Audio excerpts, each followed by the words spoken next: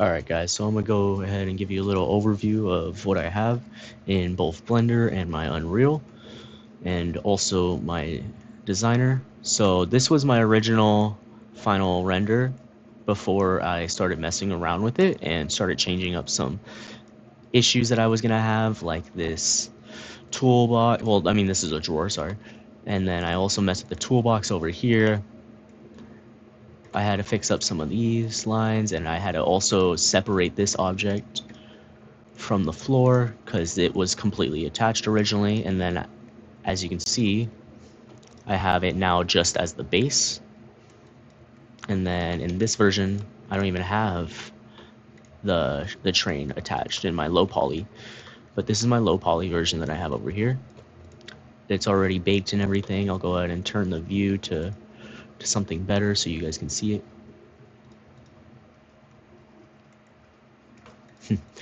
I know that didn't really change much, but you know, it helps a little bit.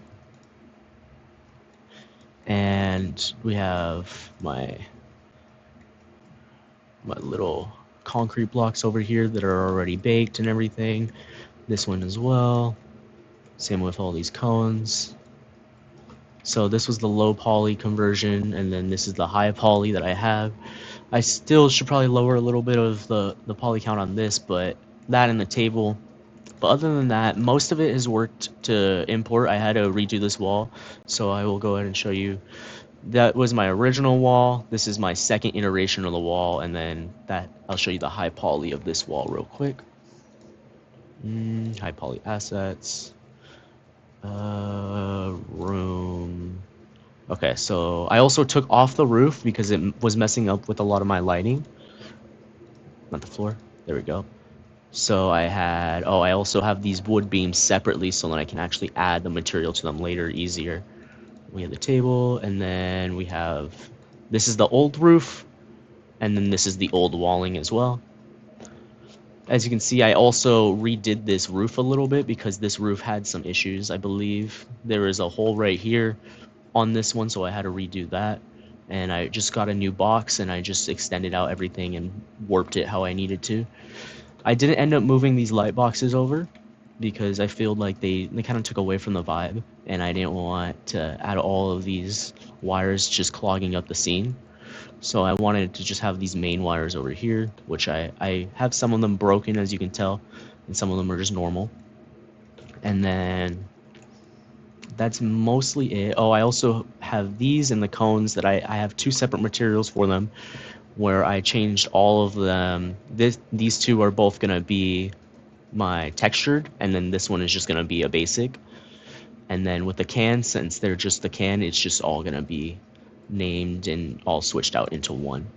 I didn't do the toolbox, but I did my cans, my big cans, my oil bin, the floor, the stop signs, these, the safety poles, and all of the beams, because this is not getting exported, or this, it's just this one getting exported right here, this wall. It looks better in Unreal, so I'll go ahead and show you guys that after. I'm going to go ahead and show you the textures. My Unreal just crashed, not cracked. Right here is my wood texturing. I have my different variations right here. I have my watery wood, which is more warped. I have dirty wood, which is all like scuffed up. I have this wet wood, which is just a little bit less wobbly. And then I also have just my classic tiled wood with the grain that I have up here. I'm getting all the deeper versions of the grain and variations. This is creating my wood lines and everything and my grooves so that I can actually get the distortion for the grooves right here, as you can see. And then I have just the variations here that I'm using to plug in them in. I don't know why it says it's in read-mode, so I can't really show them off. I'll show it off in a second, but let's go ahead and go through my other ones. I got this one as my main grass, or I mean not grass, gravel, asphalt, flooring. This is my main floor texture, and then I have a few variations. We got the concrete, we got the stone, just the stone. We got just the asphalt, which was plugged in, as you saw. And then we have the base right here. This one's another version. I need to organize this one a little bit more, obviously haven't. And then this is also another one that I did. Was more cracked up.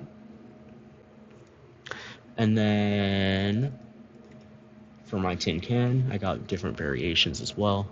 Go ahead and show those off. We got the main variation right here. We got the can base, which goes into here.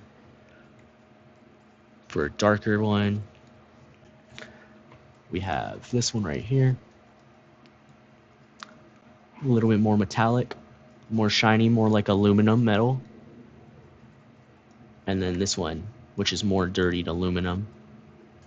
This is what I actually use for the hollow strips. Well, not hollow strips, but some of the reflective parts that needed this in my map. And then same with the cone. I'll go ahead and show you guys the cone. The cone I'm pretty happy with, but this took a while to get the good amount of variation. So then you can actually see that it's all warped, but I didn't want it to look too much like these cells because that's what I'm using to break it up. So I had to really warp those in and blur them. As you can see, it's kind of hard in this tiny little picture. There we go. But yeah, that's how I did that one. And then same with the concrete. If I can get it open. There we go.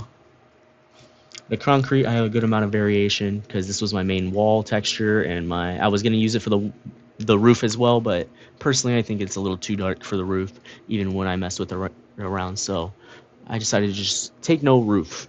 Who needs a roof anyways? I mean, it's supposed to be ruined anyways and destroyed, so I think it makes sense. So there's another variation, and then this one right here, and then the scratches, and then the regular.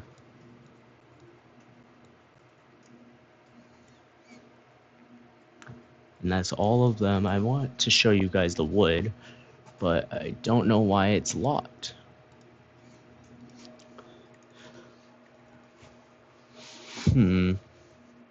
Well, since the wood is locked, I will go ahead and show you these are all my exports of all the naming and wheels and trash bags, stoplights, etc. Adobe Designer. These are all of them. Let me go ahead and open this one. Maybe this one's the one I can actually mess with. No. It should be this one. It should be working. I don't know why it's... There we go. Okay. And I can delete this. I don't need that.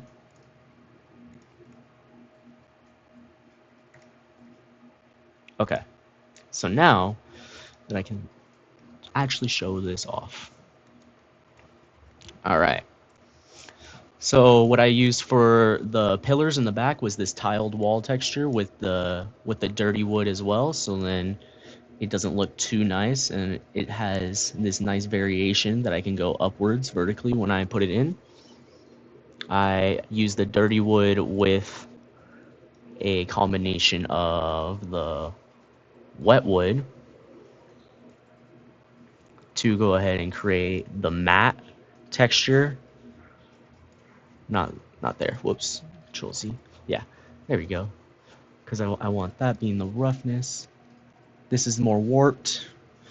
And then this one is exactly what I use for my table. But I also had it more dirty because, you know, it's been used over time. So I have my different variations. I'll go ahead and show you the water real quick. And then AO as well. So this is the watery look. And then this is the wet one. The wet wood really looks damaged. This is exactly what I needed for that table mat, but I didn't want it to look too overly damaged, so I lowered the distortion amount in Unreal. Let me go ahead and open my actual Unreal project now for you. Hopefully he doesn't crash again. Coming up Unreal. Oh, here, let me go ahead and show you. Oh, that doesn't work. Okay, it's fine. I'll open it from here.